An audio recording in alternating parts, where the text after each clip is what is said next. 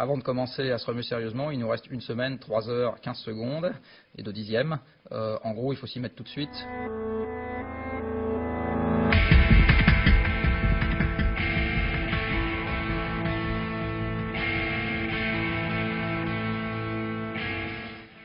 Alors, l'esclave énergétique, en fait, c'est un petit parallèle, on va dire un peu provocateur, pour faire comprendre à quel niveau on en est arrivé dans la consommation d'énergie de tout un chacun aujourd'hui.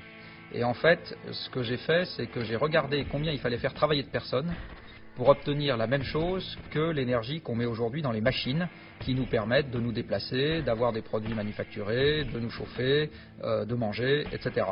Et le résultat, c'est que chaque Français a à sa disposition de l'ordre de 150 esclaves énergétiques.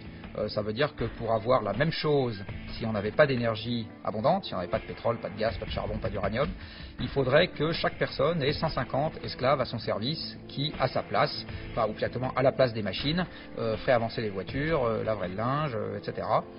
C'est absolument considérable, c'est bien évident, et c'est inédit dans l'histoire de l'humanité.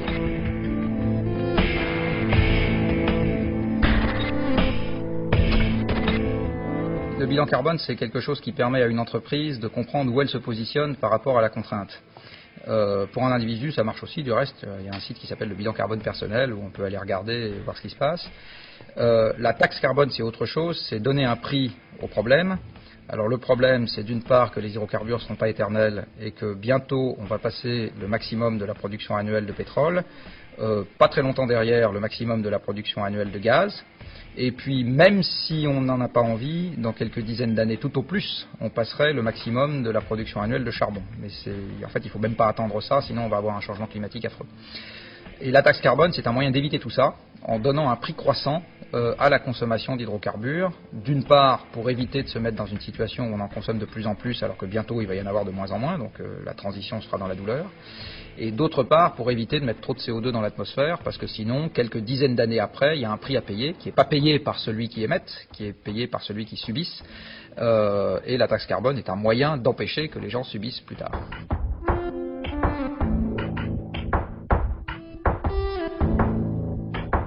Le grand public, il pense que le monde de demain va ressembler au monde d'aujourd'hui. Et du coup, il n'est pas prêt à payer des impôts parce qu'il se dit, puisque ça va ressembler au monde d'aujourd'hui de toute façon, en fait, ça va même être encore mieux. À chaque élection, on m'a promis que ça irait de mieux en mieux, etc. Il n'y a aucune raison qu'on paye un impôt, parce que de toute façon, ça doit aller mieux. En fait, on se rend compte malheureusement que c'est pas du tout comme ça que les choses vont se passer. Et c'est bien pour éviter. C'est une forme de prime d'assurance. En gros, il faut payer aujourd'hui pour éviter de se retrouver dans un univers très violent demain ou très perturbé demain. Il faut bien qu'on comprenne que ne pas payer cette taxe, ça ne signifie pas que le monde va continuer à évoluer comme aujourd'hui pendant l'éternité. En fait, ne pas payer cette taxe, ça va juste garantir que les problèmes vont se résoudre à nos dépens de manière violente.